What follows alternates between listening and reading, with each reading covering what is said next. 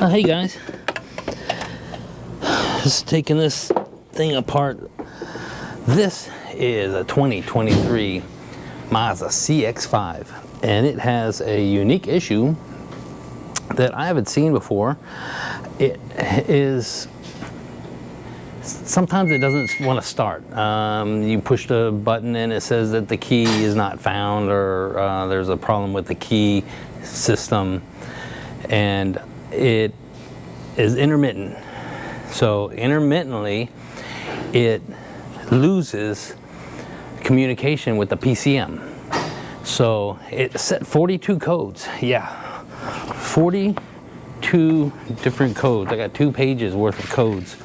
It also, most of these codes are lack of communication with the ECM, PCM, with every single system, 4x4, ABS, blind spot monitoring, the Connect Master unit, electronic parking brake. That's another issue, electronic parking brake. It has problems with the front BCM, the front sensing camera, the forward sensing camera.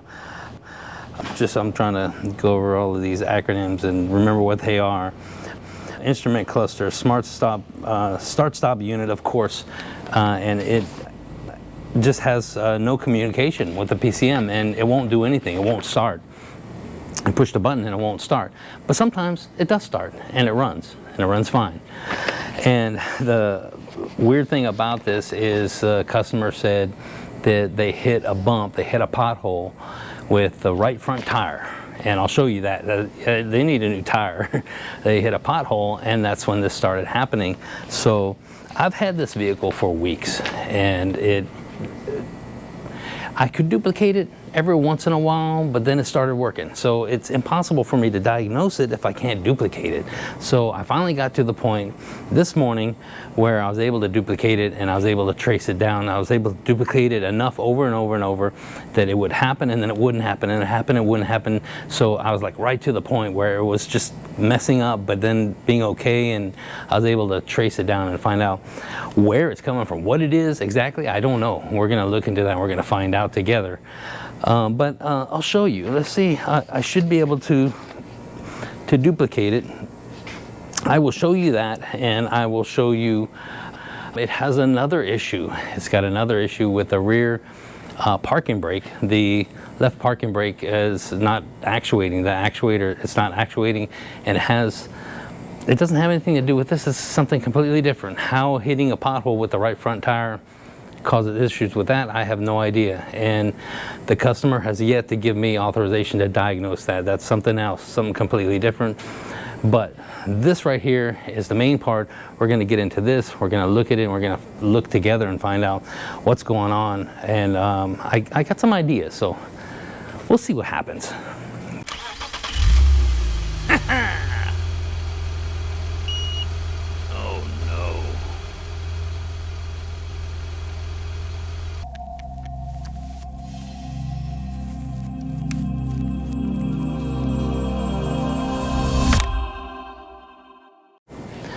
What I found was this harness. So let me see if I can even show this to you. Right here, this harness right here that goes down to this relay box way down there. I don't know if you can even see it. It's kind of hard for me to get to, hard for me to show you.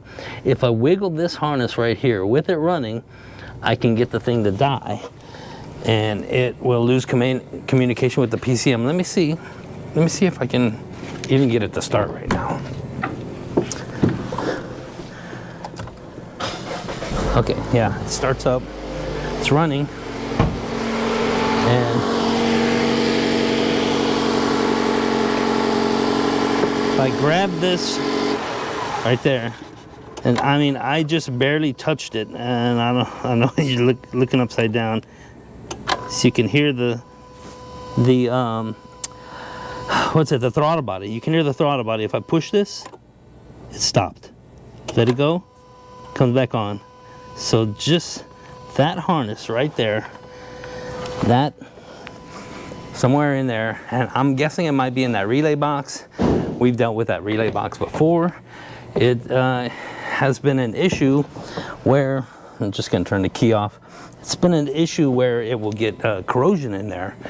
And why Mazda put the relay box there, I have no idea. And they know that was an issue. So I'm gonna see if I can pop that relay box out. That's why I was pulling this thing apart right here, so that I can get in there, because I don't want to have to pull the bumper off. And we've done that before. There was another video. It was a video in which I tried to diagnose a CX-5 air conditioning compressor wouldn't come on, and I did it wrong. It had a blown fuse and I wasted a bunch of time, but we did pull the bumper off, and I did show you that. I think in that same video we messed with a Nissan Rogue blower motor or something. Anyway, I will stick a link up here so you can go check out that video if you want to check that out. But I'm gonna try and see if I can get this thing out. It's deep in there. It's kind of hard to get to, pushing the thing up. I don't want to have to pull this bumper off. This vehicle has been, it was wrecked a long time ago. I don't know if you can tell by looking at this paint, the way this paint is. And it's the same way when it goes onto the door. It's the same way, but if you look at this, this is nice. The whole entire hood is like that. And the bumper, not the top of the bumper, is not like that, but anyway, that's just kind of weird. And the way that it looks is like almost like somebody did this on purpose. It's kind of neat, but not right, you know. It looks right there like somebody sanded it or they buffed it. But anyway, it was in a wreck a long time ago. The lady hit a deer or something like that, and I don't know if this has something to do with that. She recently hit a pothole, and let's see if we can see where right here. It's kind of hard to tell, but yeah, you can see it. There's a big bubble in the side of the tire right there where she hit the pothole. So, and we know that right here in this side, on the passenger side, there's been problems with the grounds. The grounds, you know, over there, those grounds get loose, or they're put on incorrectly, or it went to a body shop and they replaced that bracket, they painted it or something, then they have all kinds of issues. She said it happened when she hit the pothole. So I looked all over here. I took all of this apart and I checked all that to make sure that was fine, and it was all fine, and then I couldn't duplicate it for a long time. Finally, I got to this point and you saw me duplicate it. So and let me get that relay box out of there, and we'll just look at it and see what happens. See what we can see. I did not want to pull this bumper off. Look, there's some tape and stuff in here. Anyway, I didn't want to pull this bumper off, but I can reach this thing off here. And I can't show this to you. I can't even see it. There's a button. There's a button on the side of the thing. If I can push on that button with this thing, I should be able to push it up. There's just no way for me to reach that button from up there. But I can feel it. I can feel it here. I just want to show you how I'm getting this thing off. I pushed it. Yeah, another thing came right off. Okay, let me. I'm gonna get this down. I'm not gonna put this back on, not right now.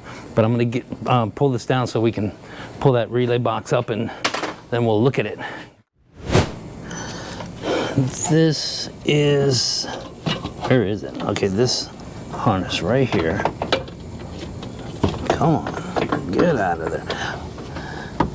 I've dealt with issues with this before, but usually they're broken off and they're just hanging down there upside down underneath or actually on top of the wheel well, you know, down there behind the bumper, and they get water in them.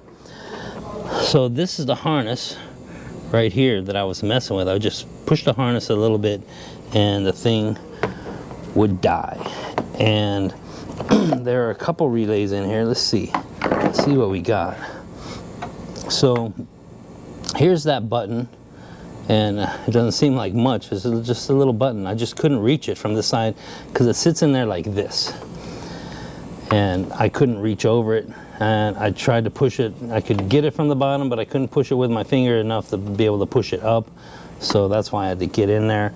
So what are these relays? I have this, and I've gotten this mixed up before. So the thing sits this direction.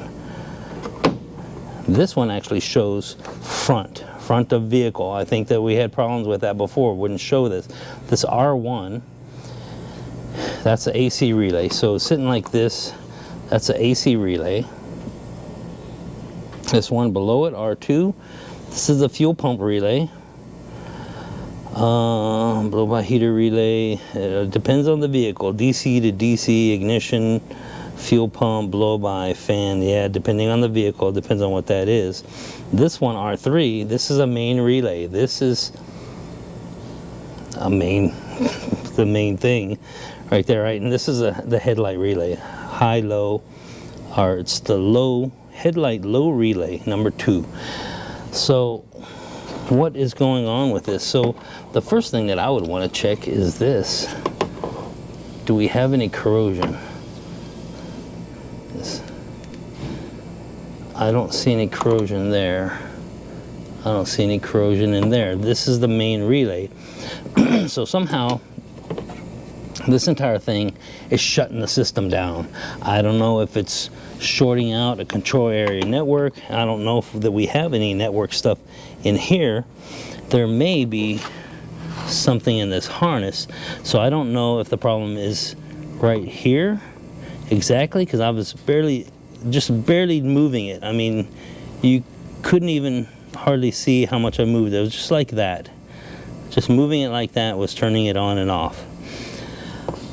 So it's got to be something in the bottom of this relay box. Something is shorting out somewhere. And I can't get it with my one hand. Okay. Got no corrosion there. I don't want to get these mixed up in any way. I don't see any corrosion there. And that's usually what would happen, is you get corrosion. I've dealt with it before where it had corrosion in it. Had a weird issue, couldn't figure it out, didn't know this relay box even existed. Contacted TechLink, they're like, oh yeah, just look at this relay box, it probably has corrosion in it. And yep, they're right. I don't see corrosion in any of these. So I'm gonna take this box apart. I'm gonna open this bottom up, and let's look in there. It could be in this harness right here. So I'm gonna take this apart, and let's look in there and see what we got.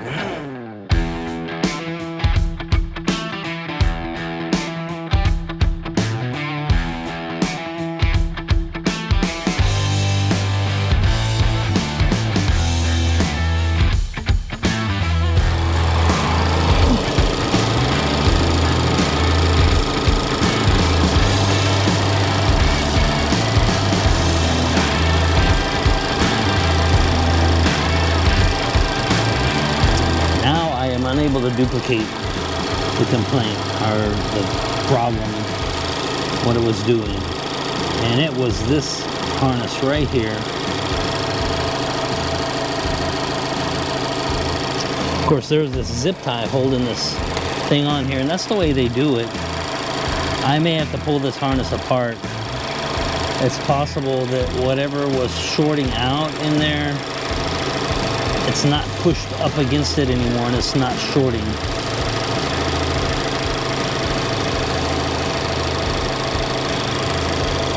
So, of course, this is the main relay. So if I pull this relay, it's gonna die. And you can hear the throttle body kicking in. So there was definitely something, maybe an open circuit to this relay right here. I doubt it's the relay. I doubt it because I was moving the harness. So I think what I'm going to do is I'm going to start pulling this. I don't want to, but I'm going to start pulling this thing apart. Start taking this covering, at least from here up on this harness, so I can see if there's any kind of issue. So that's what I'm going to start doing right now.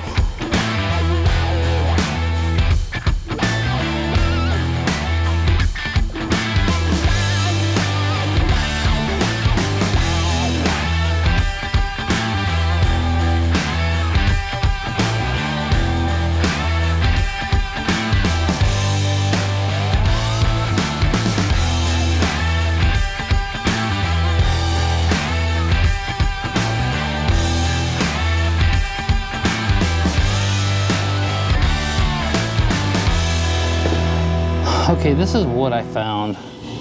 Right now I have the key on. I don't know if you can hear the throttle body humming. So I move this, turns off. Move it again, comes on, off.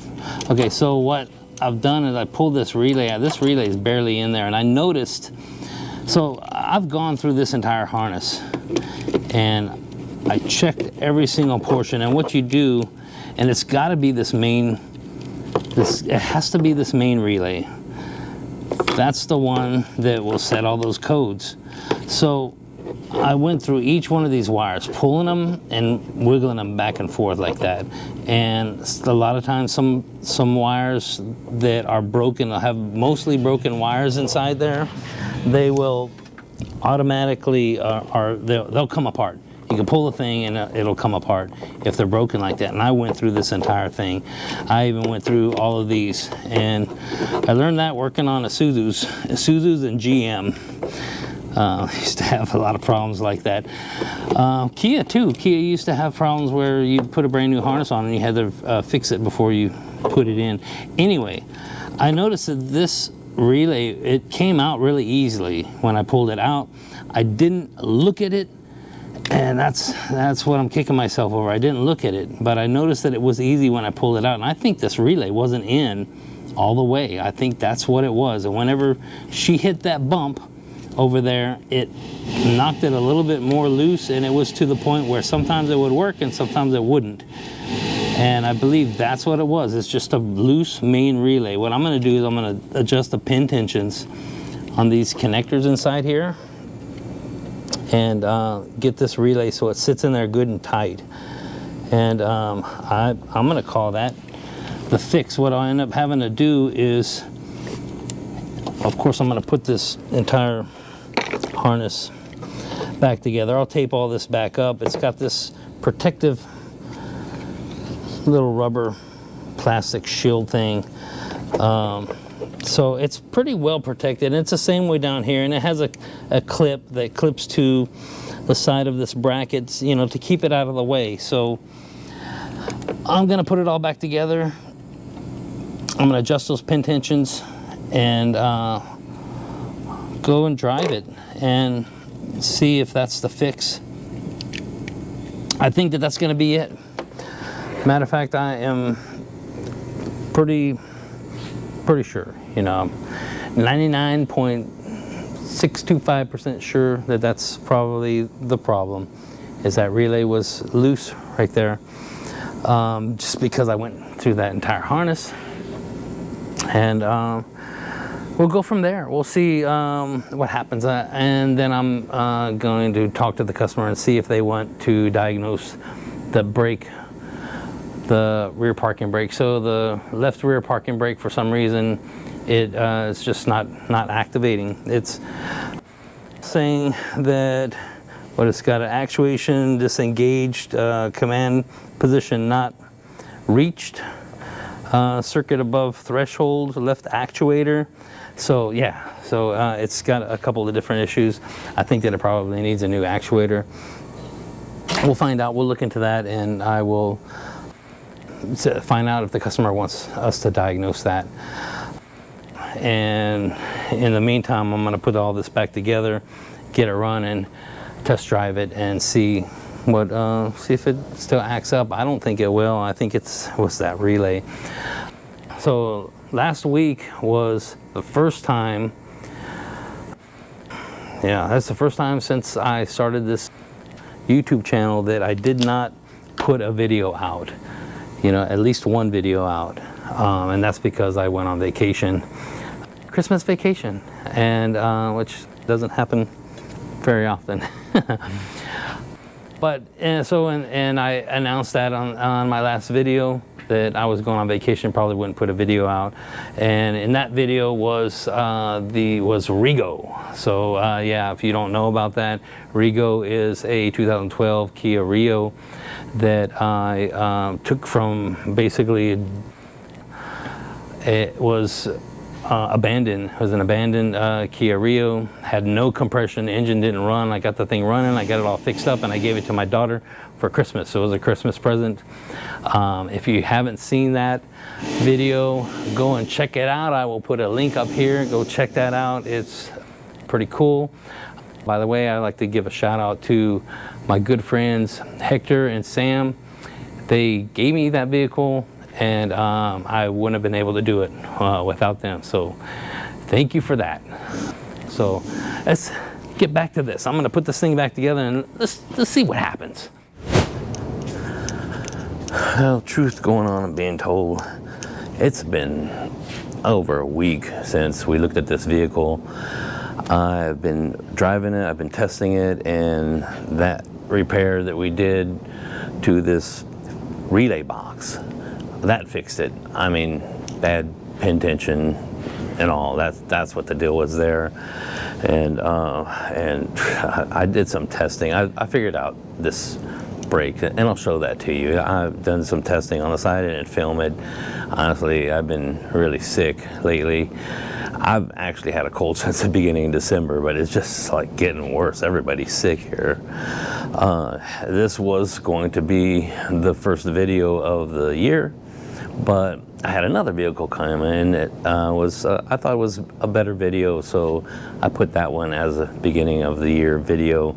This is more like something that I would put in a around the shop type video, but we got a lot of work, you know. So, and as you guys know, you know, if I rely on the service drive and whatever comes in the front door for me to have content. So I'm just going to go ahead and show you what I did to try and diagnose this. I didn't want to diagnose it the traditional way, because Mazda's like, when it comes to rear brake caliper actuators, you know, if they're messing up, you just replace them. Mazda wanted, there were two codes. I'll go over that. Let me find out what the codes are, but basically there were two codes. One of them said that if there was another code, then go to that code, you know, otherwise do this code. That code, basically the flowchart said to replace the electronic brake control module, just replace it. That's it. It was a really short flowchart. The other one had to do with the actuator being stuck, and that had me pulling the tire center console down, disconnecting a bunch of stuff, ohming out harnesses, checking for short to ground, checking for short to power, and all kinds of stuff. And I'm like, you know what, I'm going to try something different, because I don't think it's any of that, because the actuator on the other side was working fine. I'll get into that. I'll show you what code it is, and I'll show you how I checked this out. It was a little bit unconventional as to the way that Mazda wants you to check it out, but I figured it out, and it's weird. I don't know. Let me get this thing up in the air and pull the wheel off, and I'll show you how I diagnose that thing. All right, here's the two codes that this thing said. What is it? Left actuator. Of course, this is a left rear actuator. Circuit current above threshold. Circuit current above threshold. And the other code was actuator disengage. Command position not reachable. So I believe that's the one where the electronic park and brake control module just gives up on us, like, nope, we can't do it anymore. So then it just stops even trying. The first one, the circuit current above threshold, I believe, and Mazda doesn't tell us this, and it's not in the wiring schematics anywhere, I believe that there is a feedback loop inside the park and brake control module. This thing has 2 wires going to it, that's it. So it just changes polarity, and you know, it goes one way, power and ground, and it moves the motor one direction, change the polarity, and it moves the motor the other direction. And that's it. It's like, so how can it tell what position that this thing is in? I believe, and this is just my thought, that it is based off of time. Whenever you actuate it, and then it engages, whenever you first put these things in, you have to actuate them and you know, engage them and disengage them a couple times so that it learns what it is and where it's at, just based off of time. That's my theory. But I do believe that there's a feedback loop, and what that does is it tests for short to power, short to ground, and most importantly, it tests the current. How much amperage is this thing drawing to make it operate? When it starts to draw more amperage, it must be engaged. Let's shut it off. Then it actuates it, changes the polarity, it goes the other way. It draws a certain amount of amperage. When the amperage comes up, it must be the other direction, so it shuts it off. I think that it uses that.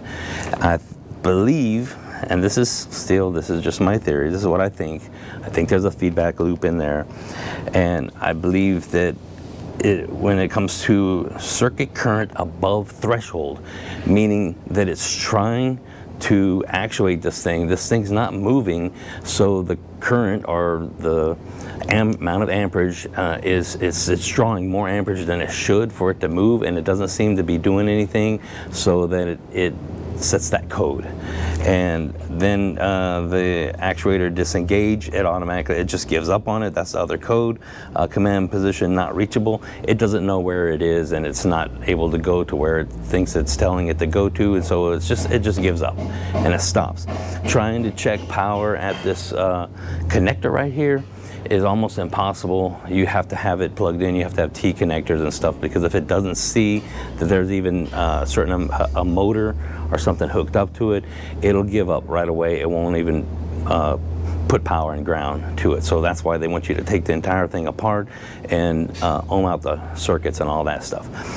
What I did is I used my power probe here, and I put a couple of little pigtail connectors in there, and I applied power and ground to it myself. And what I found out is the thing was stuck. It wouldn't move, so I put power and ground, and I reversed it, and I went back and forth. You could hear it and see it kind of trying to want to move, and then finally it gave and it started moving. And I could get it to engage, disengage, engage, disengage, and it's like, okay, it's working. I plugged it back in, and of course the thing already gave up, so it's like, forget it, you know. So and Mazda says there's no way to reset these things. You just replace the actuator or control module or whatever, and maybe even both. I've seen that before. But if you disconnect the battery, put your foot on the brake for 10 seconds or so, getting all the power out of all the capacitors, then it's, to me, that's kind of like a reset. What I ended up doing is putting a pry bar against the brake pedal and the seat with the battery disconnected, and I walked away for an hour because I was working on something else. And I came back, and I was able to get the thing to work, and it worked fine for a couple times, and then it set the codes again, and it started freaking out. And so I came back, I did the same thing, and then the same thing. It would work for a couple times, and then it would get stuck. So I'm going to show you right now how I checked it out, how I'm able to engage it and disengage it with this power probe. This is how I did it. So I got my power probe here. I got these two wires hooked into the actuator.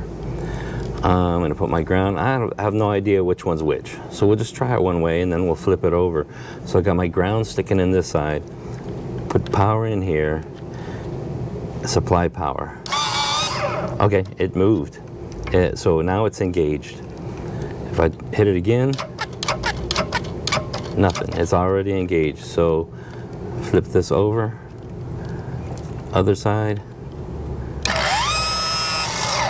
And so it goes and then it stops. And that's it. And it's done.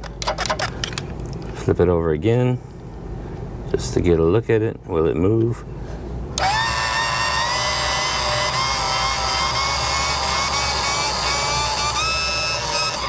There it is. So you see how long it took it, and of course this is not timed or anything. I'm just moving it.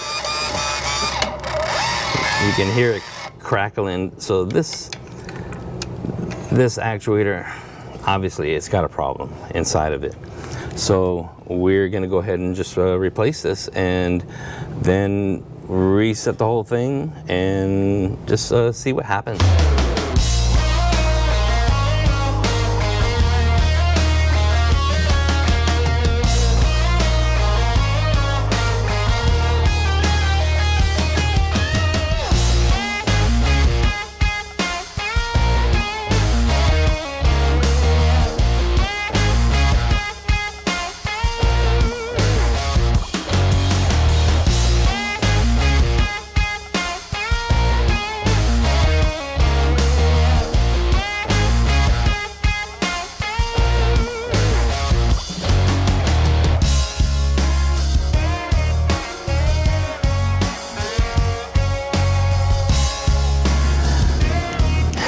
Yes, it is kind of bold sticking that wheel on there, not knowing if this is actually going to fix it or not.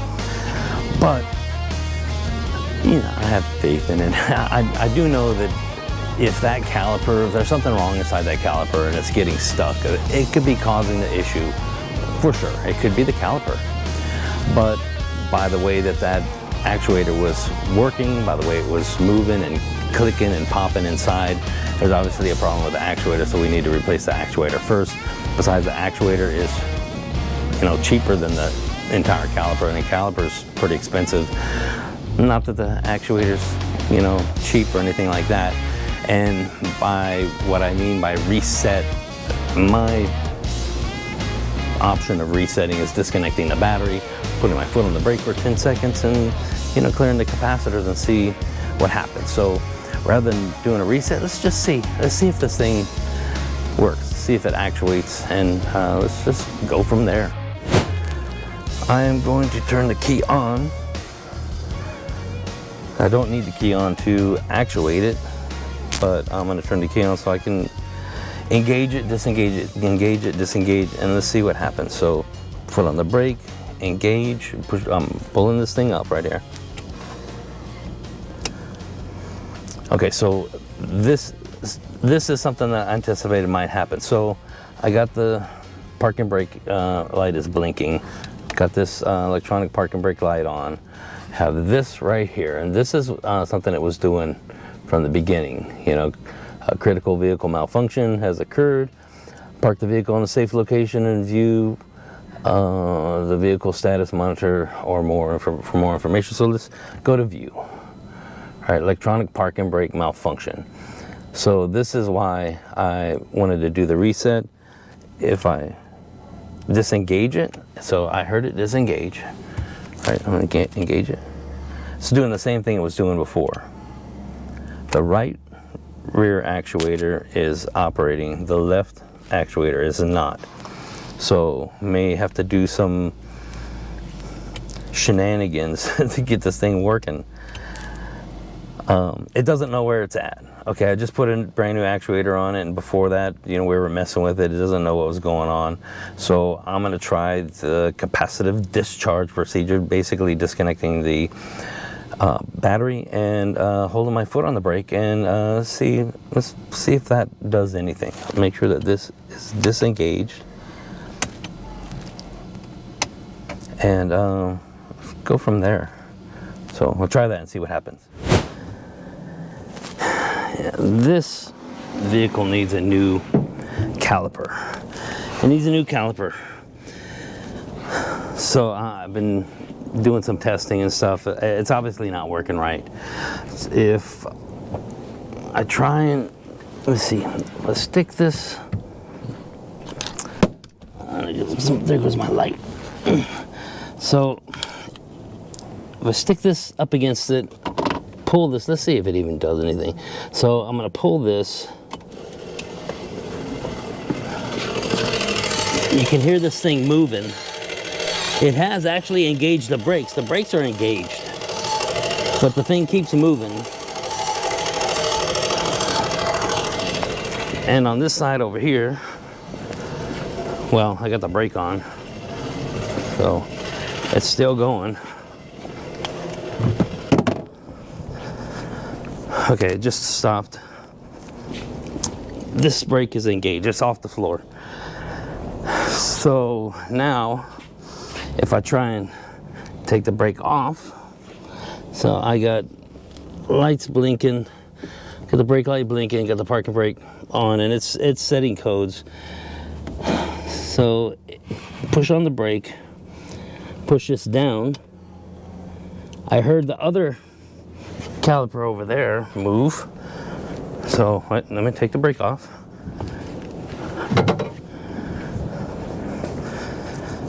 I come over here, it's free. This, oh no, it did disengage. So it is disengaged. But it still has the light blinking, brake light blinking, and now it's setting another code for actuators slipping, besides, you know, what was the other one? I can't remember what it was. It keeps setting these two codes. Anyway, I think that what's going on is the piston, inside that caliper, that little clip or whatever that's in there, I think it's come apart. I think it's crunching. I think before it was like, sometimes it's working, sometimes it's not. And you know, now it's off, it's not working or something. It's weird how the thing engages, then it disengages, but the thing keeps moving. It's like it's not reaching its end, and the worm gear just keeps popping off or something like that. Anyway, we can't get any of those parts. So the only thing we can do is replace the caliper. And the good thing is I still have that old actuator. You know, I would put a new caliper on, put that old actuator on, see if it works. If that's the case, then the new actuator can go back, or it can go back to stock. I'm not gonna charge the customer for an actuator if they don't need it. And of course, Mazda they would always say replace the actuator and replace the caliper. And this is why I'm doing this. The question is why? Why do we, it just seems like a waste. And you know, I thought I had it. I thought I had it figured out. You know, now, with the new actuator on there spinning properly, I guess, I don't know, we can tell that the caliper is most definitely has an issue on the inside. I'm gonna have to replace the caliper. I'm gonna sell that to the customer, which means, you know, and I want to get this video out this week, so I'm gonna have to sell it to the customer and then order parts. It's not gonna be ready by the end of this week, but I'm sure that's, you know, yeah, it's got to be the caliper. It's definitely inside that caliper. So I am going to do that. I'm going to order the caliper. I am going to, well, I'm going to talk to the customer about it and sell them a caliper. If the actuator, the old actuator works with a new caliper, I'm not going to sell them that new actuator, even though Mazda would usually say replace the actuator and the caliper. And yeah, it just seems like a waste. But anyway, this was fun. So like I said before, this is not the kind of video that I'd put out as a normal video. It's something that I would put in, you know, around the shop videos or something like that. I ain't got any other kind of work to make a video on. So that's it. You know what, I'm gonna go ahead and call it on this one. I'm gonna say it's the caliper. I will get all that done and everything, and if I find out anything else, I will let y'all know how this turned out. Next week I should have a better video. I got a video coming up. I got a CX-90. I'm gonna be pulling stuff yeah, we're gonna be pulling stuff down, you know, from the bottom of the vehicle, and it's not a battery. Okay, and hopefully, you know, that should be a good one. I thank you guys for sticking around. I thank you for watching. Don't forget to hit that thumbs up button. Don't forget to subscribe, and I will see you in the next one.